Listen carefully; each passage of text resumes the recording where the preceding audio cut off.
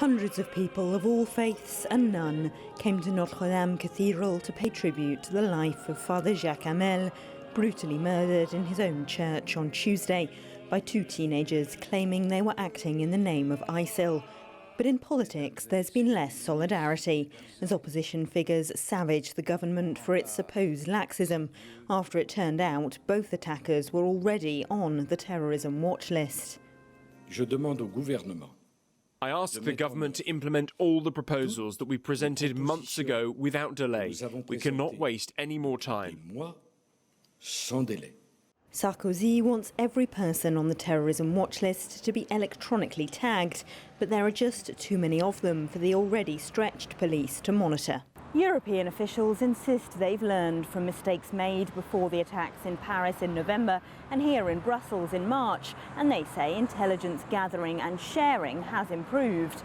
But there are more than 10,000 people on the terrorism watch list in France alone, of whom 5,000 or 6,000 have been to Syria or Iraq, and deciding which of them is dangerous enough to merit round-the-clock surveillance is often a matter of informed guesswork. One of the Normandy Church killers had twice tried to travel to Syria, but he was released from prison in March on probation. After convincing a judge, he regretted it. Experts say it's hard to prove where suspects have been in the Middle East or what they've done there. Most of the time, the only evidence we have is a digital evidence. While these guys were very narcissistic at the very beginning of all this, putting pictures of themselves on Facebook, now they're a bit more cautious. So digital evidence are critical, and for us it's a challenge because most of the time it's stored in a cloud somewhere in California. It's not just the French government under pressure to change tack. Politicians on the German right have blamed Angela Merkel's refugee policy for a spate of 4 attacks there in a week, 3 of them carried out by refugees. Merkel is standing firm. Aber ich bin heute wie damals davon überzeugt. Today I am just as convinced as I was last year that we can manage to cope with this historical test. We can manage it, and we have already done a lot in the past 11 months.